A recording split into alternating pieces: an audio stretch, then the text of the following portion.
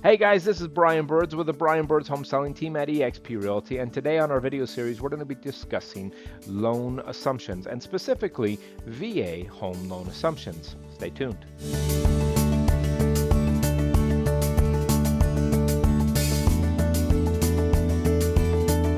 All right, guys, so what we're talking about today is VA home loan assumption. So how does this work and what is it? A loan assumption in its very simplest term is taking over the loan terms of a previous borrower. Now, this has a benefit right now specifically because of previous interest rates compared to what interest rates are today. So, in example, if a person wanted to take over a previous loan that was issued at 3%, that would be beneficial because today's interest rate is at 7%. Now, how does that work when it comes to a VA home loan? So, first off, non-traditionally, it is not required that you are a veteran to assume a VA loan, but there are some details that come into play.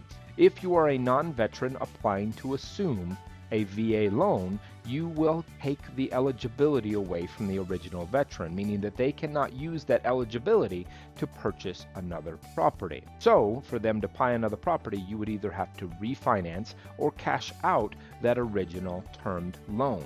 Now, if you are a veteran assuming a VA loan, then you can take the eligibility that you have and apply that, removing the eligibility from the previous veteran and allowing them to purchase another property. Now, here is another large benefit of a VA loan assumption, and that is the cost of closing. Traditionally, VA closing cost on an assumption is going to only range between $500 and $1,000 for the fees that are required to make this assumption possible. Now, keep in mind that anybody assuming a loan must take the same responsibilities, meet the debt ratios, and meet the income requirements to assume that mortgage.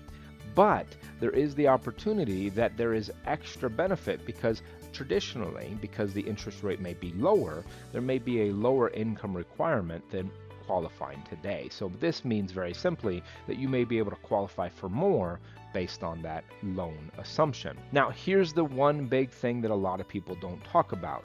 If you are buying a house for, say, $200,000 and the original purchaser has a loan that's still outstanding for $150,000, you can assume that $150,000, but you still need to make up the difference for the remaining $50,000. So you can do this in a couple different ways. You can take out a personal loan, you can bring cash to table, or you could pull out a secondary note, not VA backed, through a private financier in order to make a second lien on that property to make up the $50,000.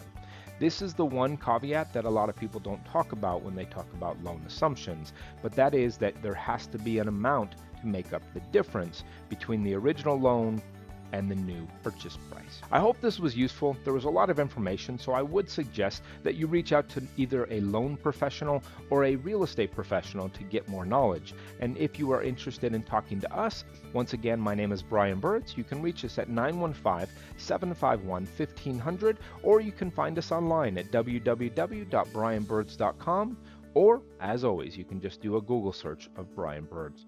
We hope to hear from you soon, and have a great day.